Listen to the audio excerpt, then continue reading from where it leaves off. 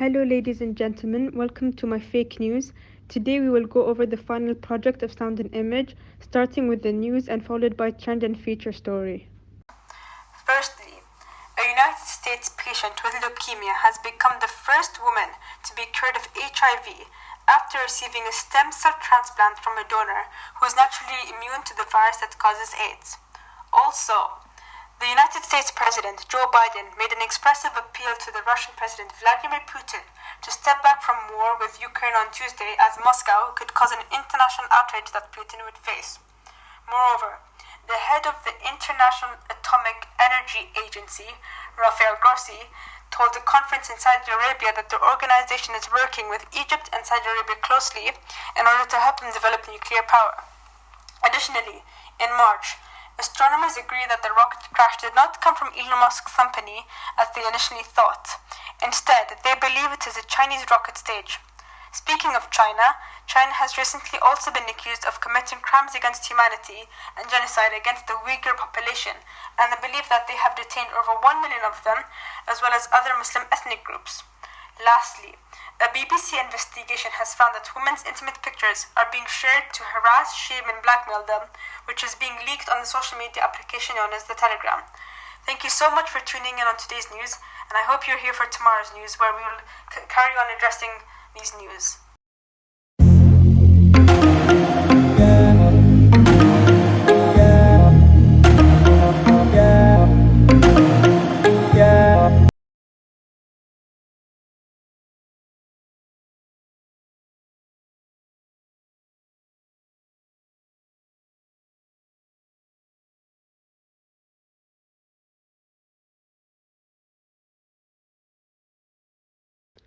What is Benefit Pay? Benefit Pay is an app that allows users to pay and transfer funds only by using the smart devices in Bahrain in a fast, secure, and convenient manner.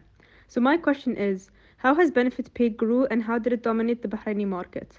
Throughout these interviews, we will learn what Benefit Pay is and how it affects people's lives through stories. Benefit is actually a company that's been around Bahrain for quite some time now.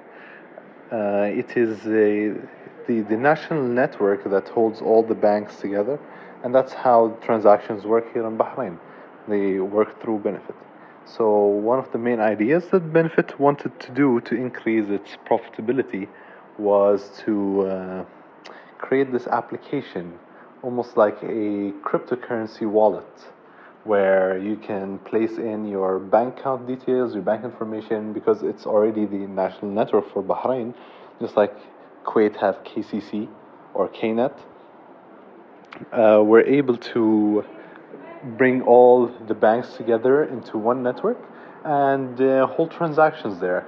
And for any transactions that are more than 100 BD, they only take 100 fils as a transaction fee. So that is how they make their money. That is the model after how they want to make their money. Now, the way that I started to use Benefit Pay is that many of my friends, like after me and them, we would like go out. They would forget like to bring cash with them because I didn't have benefit at that time, and they would benefit my family members whenever I'd pay, and sometimes they wouldn't like my family members would forget to like give me my money, so I decided to do a benefit account. So with it came a lot of pros and cons. So of course, like the pros, it was a very like easy access to like I could pay anyone, whoever like had benefit, and some of the places right now like they have benefit also. So these were like some of the pros, easy access and all of that, and some of the places, restaurants and like supermarkets, they would actually they recently started to have benefit pay, so it was like an easy access if for example you didn't bring one of your cards or you forgot to bring cash with you, you have it with you. And some of the cons is that, I mean, thank God I never got hacked, but I would hear a lot of stories about people's accounts getting hacked off, their money going away.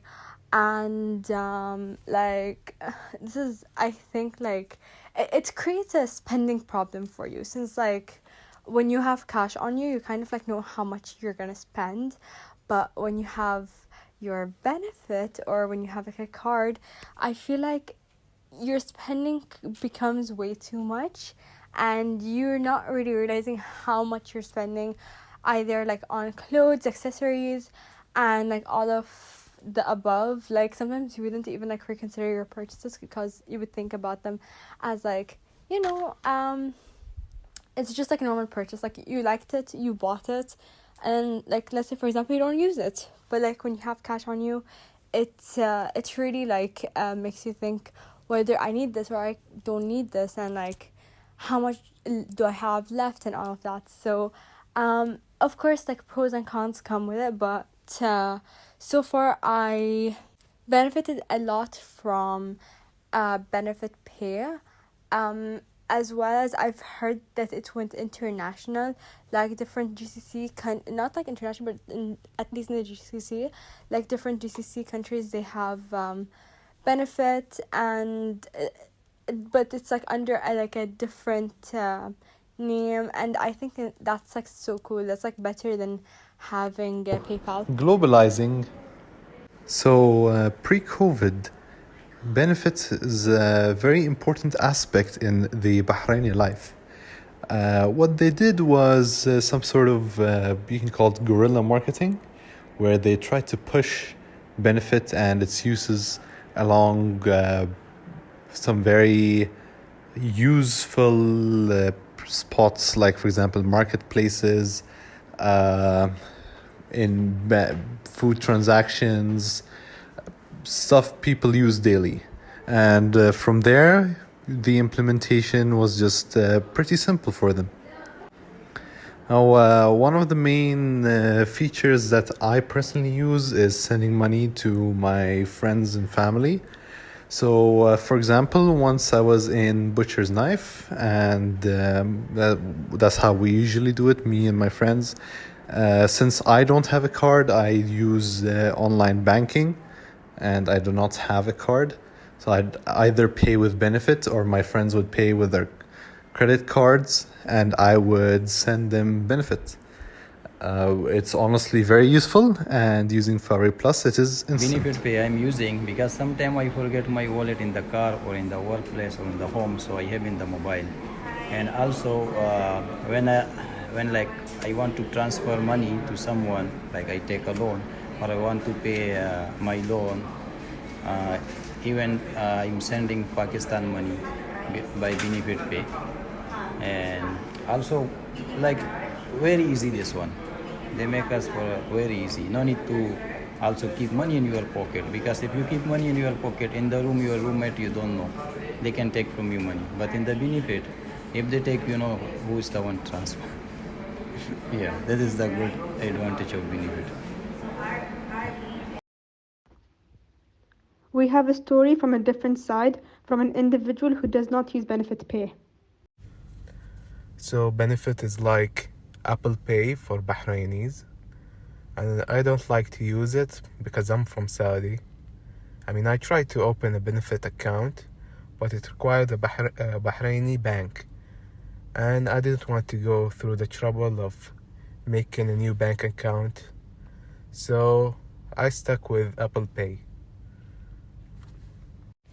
I think it's really hard to open an account in benefit, because opening a bank account in Saudi takes a lot of paperwork and a lot of meetings with the bank. So I think it's really hard to open a benefit account.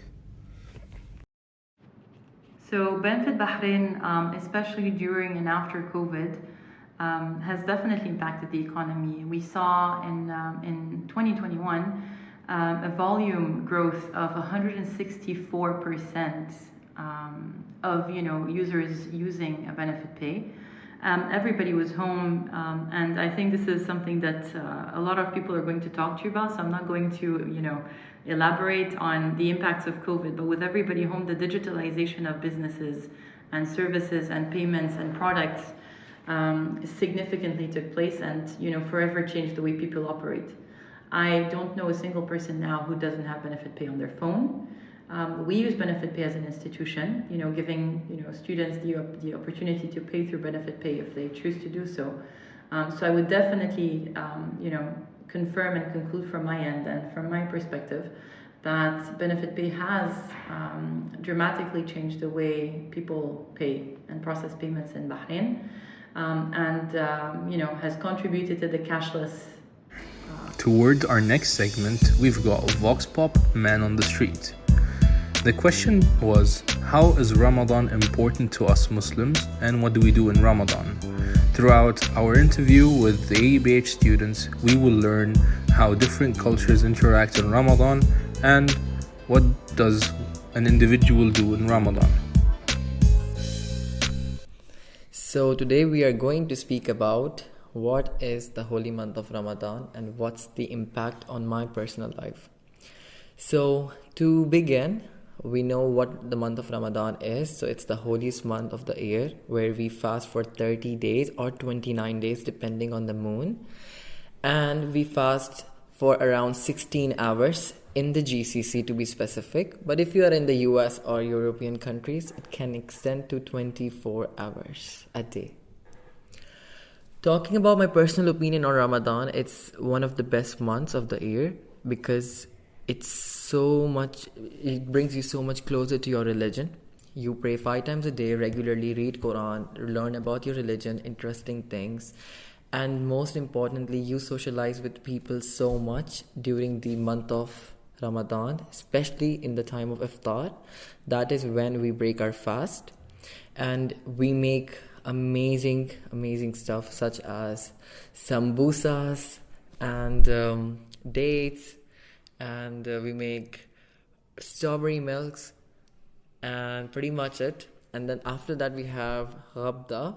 That is where we have huge dinner with our family. We talk, discuss, learn about each other. Pretty much it. Ramadan is one of the most important months in the Islamic calendar, and in this holy month we, like adults or teens mostly, we fast from like sunrise to sunset, and during the time of fasting we're not allowed to eat or drink anything. It's like a kind of worship in which we are getting closer to our God. And in Ramadan, usually like during the iftar time, that's in the sunset time, when we break our fast, we usually break fast with dates and we pray, and then we have food. And usually it's not with family, not just family. We might have guests over, we might have like neighbors. And during this month we even give away food to poor people. We even give money to poor people, zakat, etc. And we even we also it's basically it's a holy month, so we get closer to our God by praying on time and reading our holy Quran, and yeah, that's basically it. So, some of the traditions typically my family does in Ramadan, besides the ritual traditions such as, breaking your fast at a certain time, fasting from certain time periods, some of the other things we tend to do is we tend to go out as a family just before Maghrib, which is when the sun sets, right? We go to places like fairs, we go to places like restaurants, we go to places like we just tend to go out a lot more often during Ramadan. Why we do this? It's because of the religious significance of the whole, thing. It's important to us, and it's important we take time to spend time with each other. Another thing we tend to do, or at least my family tends to do, is we invite other families. If we're not going out, we'll invite other families to come to our house to break fast with us, which is when we, break fast. Those are the main things we tend to do during Ramadan. There are some smaller rituals we tend to do during Ramadan. Things like when we break our fast, we always try to eat it with the dates first. We eat a date beforehand. We just we're trying to replicate what we feel like Prophet Muhammad used to do as well, and he used to break with the dates, so we want to do it as well. After we break fast, we always do Taraweeh, which is additional prayer time during Isha. These aren't compulsory, but we feel like we should do it, and we have to do it because it's good deeds, and we want to gain as much good deeds as possible. During Taraweeh, typically all our family goes, including the women. We all go to the mosque. Like, we all do it together, and we all stay throughout the entirety of it to all experience it together, and then we all go home. I think it's mainly more specific to my family is when we do suhoor. Suhoor is what you normally eat before you have to start fasting. My family loves to have indomie, and specifically a Nigerian food called fufu for suhoor. So we just eat these, like, we literally go through packs and packs and packs, like, every single time. That's something I think specific to my family. But yeah, those are all the traditions we follow during Ramadan. So Ramadan towards us شهر الخير وشهر التسامح وشهر الإنسان يخوض الله سبحانه وتعالى أكثر من أي شهر. فيقال إن الله سبحانه وتعالى ينزل إلى الدرجة الأولى ويسمع كلام المسلمين والمؤمنين. وفي هذا الشهر الخير فيه ليلة القدر. ليلة القدر خير من 1000 شهر. سبحان الله، الإنسان يخطأ ويدعو إلى الله سبحانه وتعالى أن يسامحه. ففي الشهر الكريم الله سبحانه وتعالى يجمع الخيرات ويشيل سيئات. سبحان الله، أن الإنسان المفروض لما يصوم يكون مجتهد، يكون متعاون مع عائلته. يعني في رأيي الشخصي أنا أساعد الوالدة وأساعد العائلة كلياتها، الحمد لله رب العالمين. ففي أمور وما لازم أروح المسجد وأصلي في المسجد، الحمد لله رب العالمين.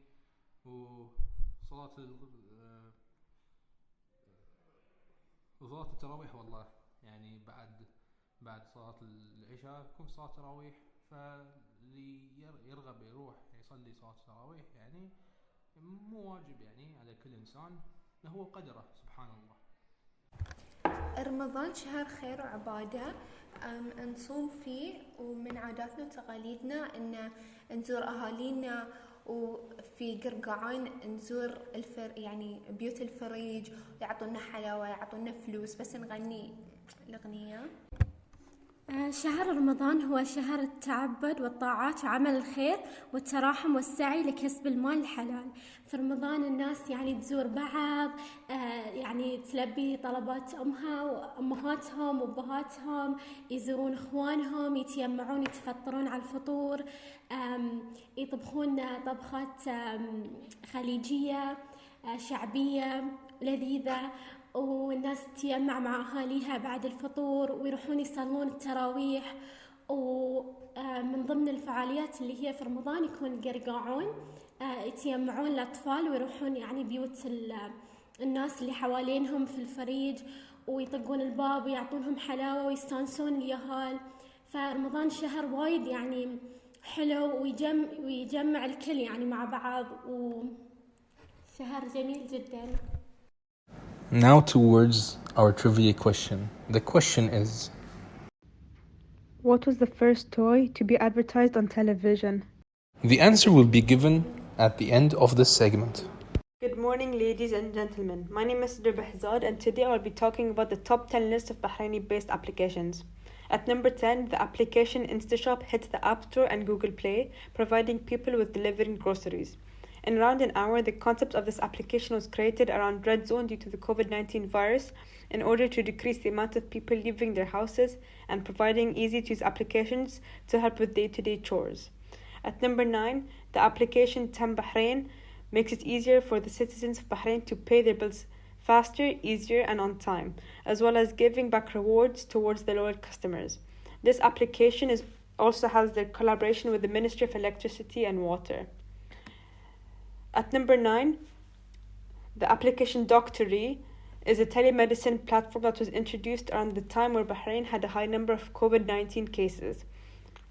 The way this application works is that it provides patients with their doctor of choosing and having that doctor meet on the phone and online, which makes it vividly faster and less time-consuming. At number 7, the application You Run to BH has taken a step further to make it easier for Bahraini citizens to provide details of their houses or apartments towards people who are hoping to rent, making both payments and user accessibility much easier and faster. The integration of Flat 6 Labs has made You Run to BH the perfect solution for all residents and commercial landlords. At number 6, the application Kalu Bahrain is here to help out with the healthy lifestyle, providing customers with the meal plan as well as the food delivered to their houses, all in just a click of a button. You do not need to cook anymore with Kalu and enjoy a brand new lifestyle. At number 5, the application Unipal is here to offer the best discounts towards students as you are now able to save money. All you have to do is download the application, sign up, and be able to enjoy the luxury of discounted items all around the Kingdom of Bahrain. You should not miss out on such an opportunity like this, as you might love the offer and, of course, save money.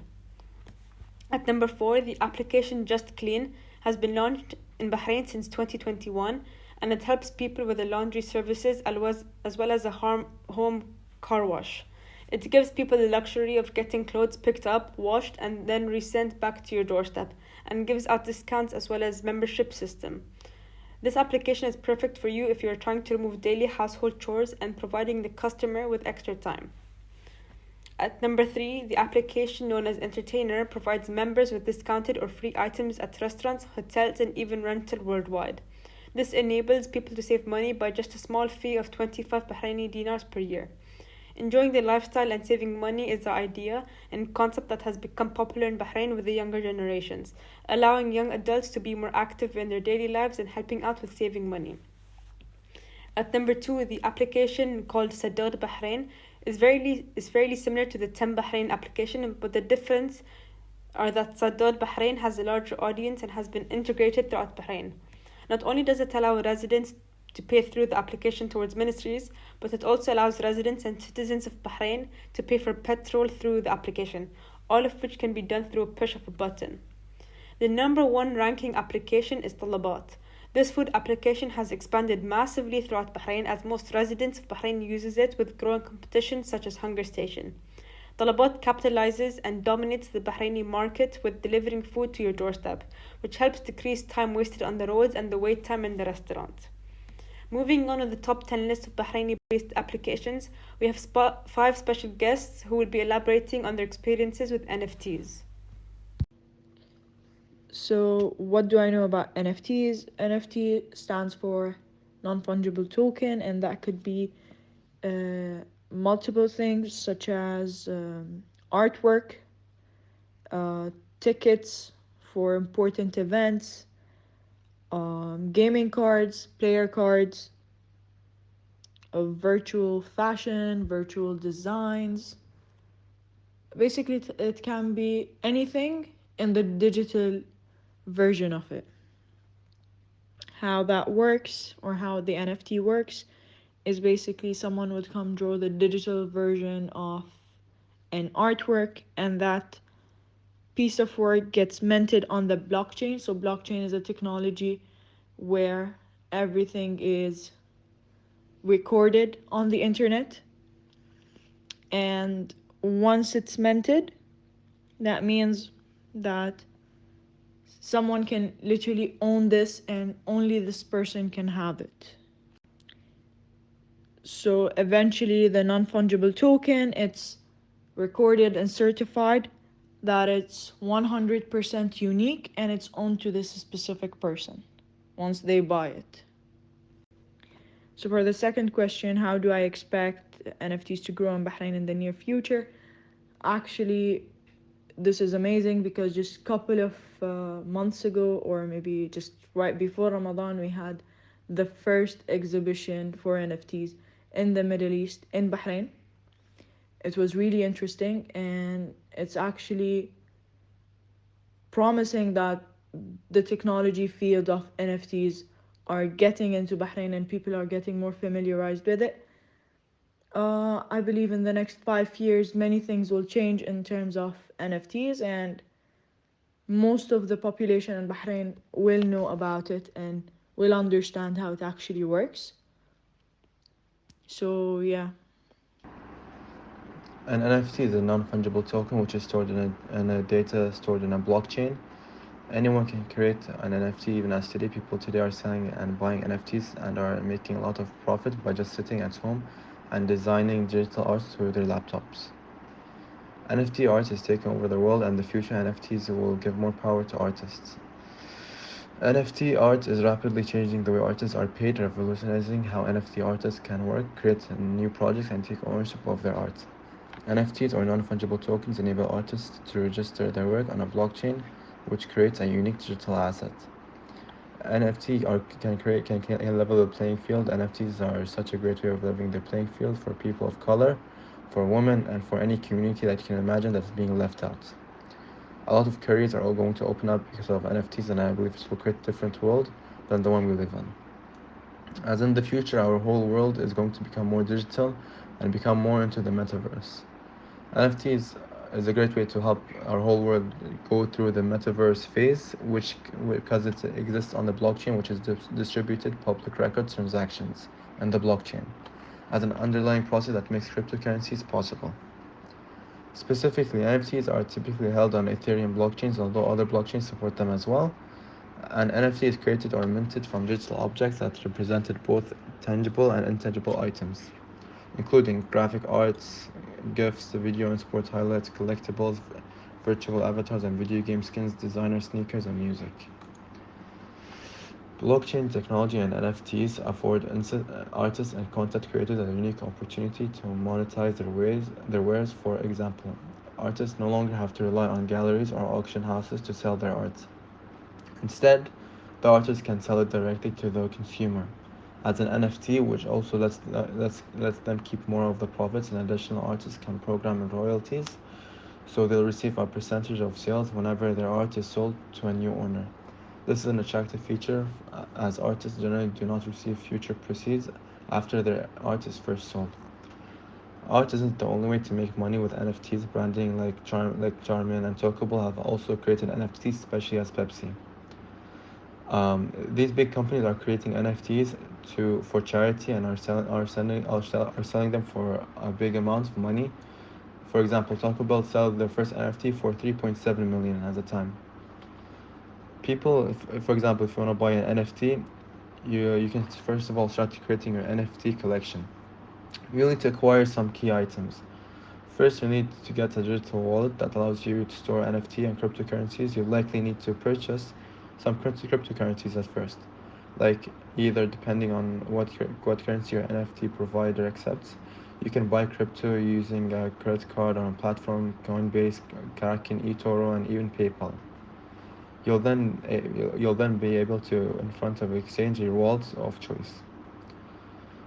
People in the world need to understand that NFTs is going to be our future, and I believe that NFTs is going to take our world by storm and create more job opportunities for different people, especially because NFTs are opening a different sector in our workplace, and I think create more and different variants of work where people can create and design other NFTs. As in right now, people are creating NFTs all over the world, and NFTs are going to open a big sector in the world where people can start creating NFTs. Anyone can create an NFT, as in right now. All it takes is a laptop and a connection to the internet and Photoshop, where you'll be able to create an NFT and sell it in the blockchain. It can make you from hundreds of dollars to $1 million, depending on the NFT and the big following you have. So NFTs are known as non-fungible tokens. They're basically like immutable objects. Like for example, your fingerprint is an NFT, right? You cannot change it.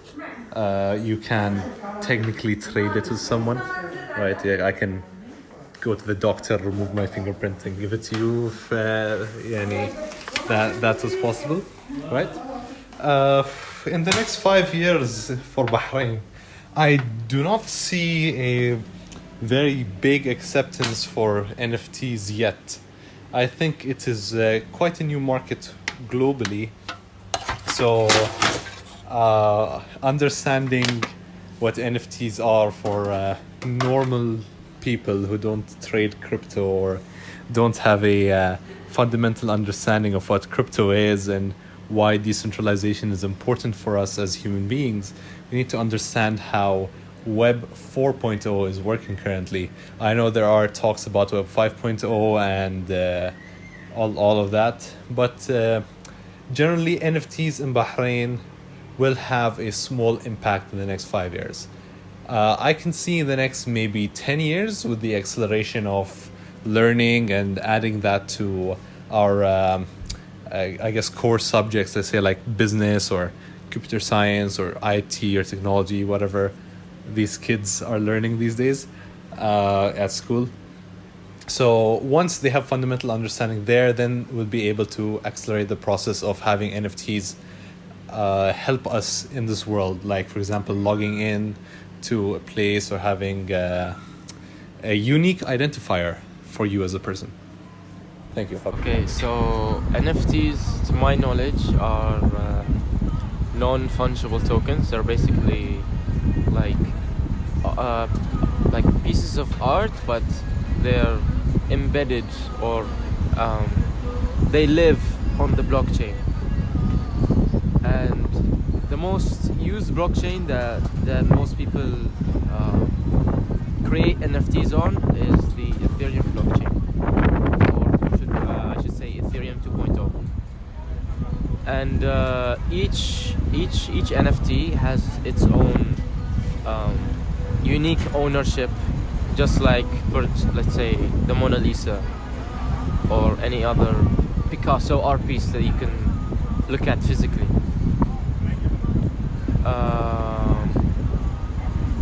What else?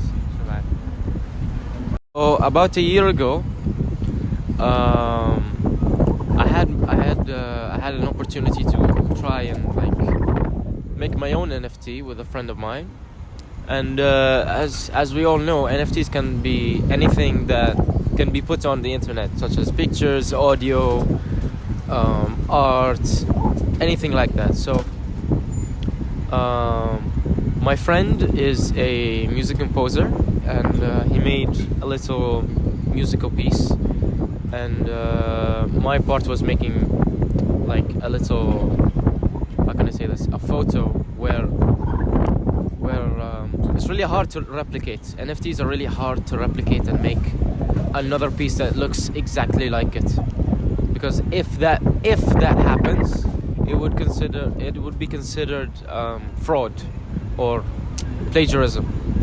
So I made the art piece look different and hard to replicate, and I posted it on the OpenSea market, and I set a price on it around 0.05 ETH, which is Ethereum. That is around, you could say, 65. At that time, it was around 65 BD. But I didn't really continue because I got like busy with other things, and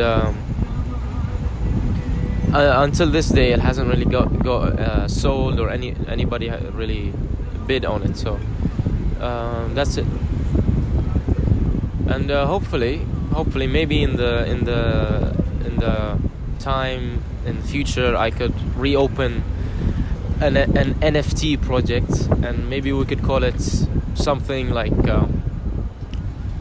let's say the Bahraini collection or something like that, that would put the Bahrain name out there.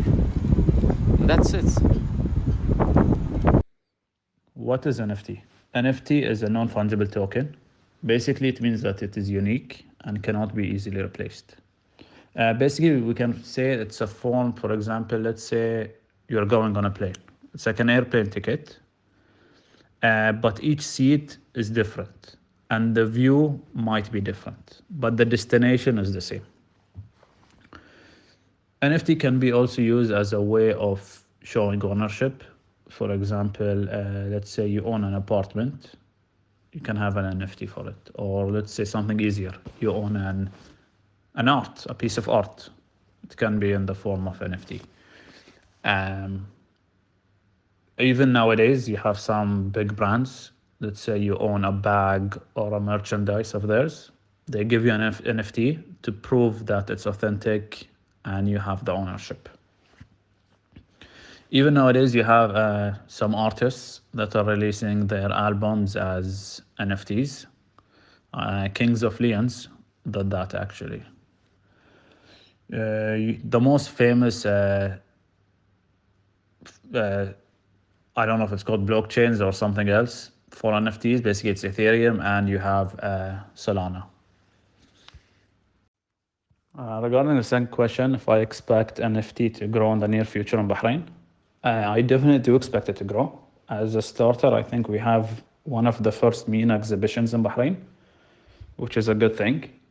Basically, like we said, an NFT is a form of authentication and ownership, and you can easily transfer it.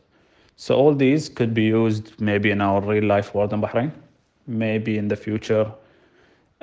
Instead of someone, let's say they want to buy an apartment, as a way of ownership, we can give them an NFT, for example, to prove they are the owner. For example, nowadays, in some places, if to enter some, let's say, membership places or something, you need like a card. In the future, maybe we can have NFTs. So as long as you have the NFT, maybe you can be a member of that place. So it's good. It has a lot of potential to grow. These are just some examples. I think, especially Bahrain, as they're one of the biggest hubs in GCC in my opinion, for crypto, it could be as well for NFT. And as NFT space keeps expanding and increasing and becoming better with more innovations, I think Bahrain will be one of the first in the GCC or MENA to implement this stuff in the future. Hello, this is Sidra Bahzad, and today I'm with Qabas Al-Hasni, who's an industrial engineering student at the AUBH, and I'm here to interview him about his turning points and some icebreaker questions too. Thank you for having me. So I talked to your sister and she told me about your previous life in Germany. Can you talk a bit about that? I'm sharing a lot of secrets over here. Please. So I used to be a chemical engineer back in Germany. I used to live in Frankfurt. I've transferred throughout 3 universities. I started in a Studentenkolleg, which is a preparatory course for me to be able to study in the university. But due to COVID, I had to take a longer route to be able to do that. So I started in a Hochschule, which is like a college and a university. And from there, I transferred to other universities. One of my favorite stories is the umbrella story, which is me and one of my good friends were having a walk at 4:30 in the morning because we got locked out from our house. I used to live with two other people, so he went to sleep and locked the main gate. So we thought of running around and had an umbrella, so we let the umbrella choose our fate. And to be completely honest, we walked for around 11-12 kilometers just with the umbrella till we reached an abandoned building or something, and it was kind of scary. So from there, we became best friends. That's very nice. So what made you come to Bahrain? To be honest, my father got sick, and it was one of the hardest choices in my life. especially throughout a career life and job life. Changing everything was a very big turn point, as we can say. But family comes first. Of course, agreed. And so you couldn't do any credits from their transportation? Sadly, because it was a German curriculum. So, ja, ich spreche Deutsch. It means I speak German.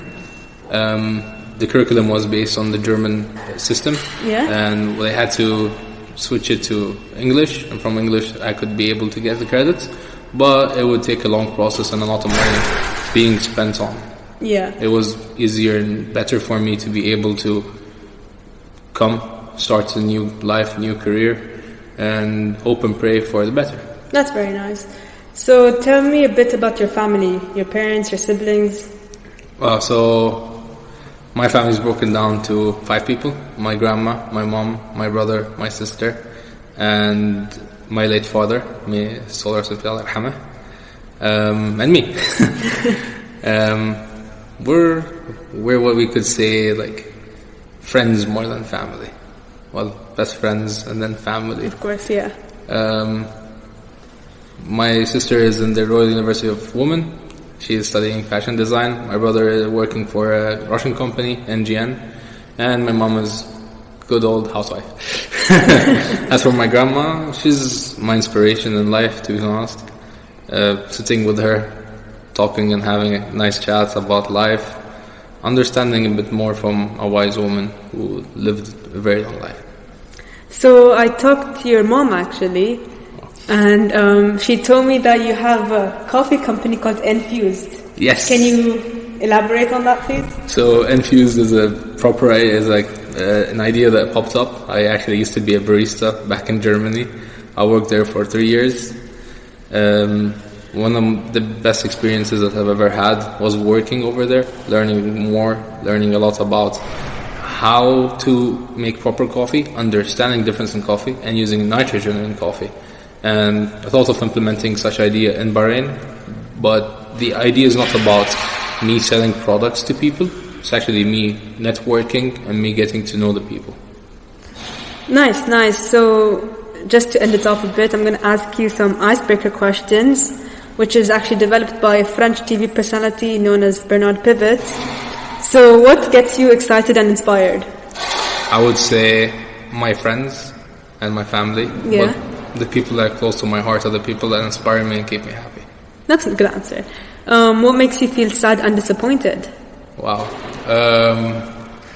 Failing my expectations hits me hard, especially towards my heart. I would say I don't call myself an emotional man. Trying to have that expectation and that reality hits makes you feel a bit different. That's what disappoints me. Mm-hmm. But at the same time, if I piss off my friends or my family, that also makes me sad. So what's your favorite word? Indubitably. What does that mean? It means like yes. Like Okay. I got this. Good. And what's your least favorite word? Wow. Squabble. Which is? I don't know. You just don't like the word. I just don't like the word. Got it. What sound or noise do you love, and what sound or noise do you hate? Wow. I would say the rain. Rain is something I love a lot. I agree. And something I hate are those, well, in AUBH, those doors, if you keep them for so long, they start giving you that beep, beep, beep, that weird noise. It's annoying, I understand. What's your favorite day of the week and why? It's Friday then. It's Saturday, Sunday. That's Friday. Friday, why? End of the week, you're done with studying, you just want to go relax. Spending time with family too, of course. Amen. What profession other than your own, would you like to attempt? And what would you not like to attempt? Wow, I would say I always wanted to be a pilot. Ooh, okay. Why is that? Traveling the world was something in my head. Yeah. Learning about culture, learning about different places in this world. Yeah. Is something I always wanted to see. Sightseeing is a hobby that I love. Yes. And hope and pray someday I'd be able to do that with private planes. Okay. Maybe get a Cessna or something. That would be Nice. What about the one you don't want to do? Wow. There is no shame in any job. Yes, of course. But I would say being a plumber. Yeah, agreed. So, who's your favorite celebrity, and what would you ask them if you get the chance to meet them?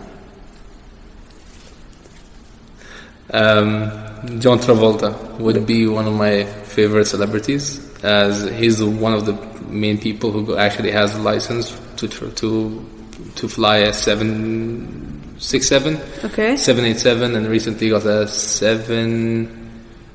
the 787-9. Oh, very nice. That's which nice. is interesting. Yeah. I just want to sit with him, and one of my first inspirations would be Swordfish. Yeah.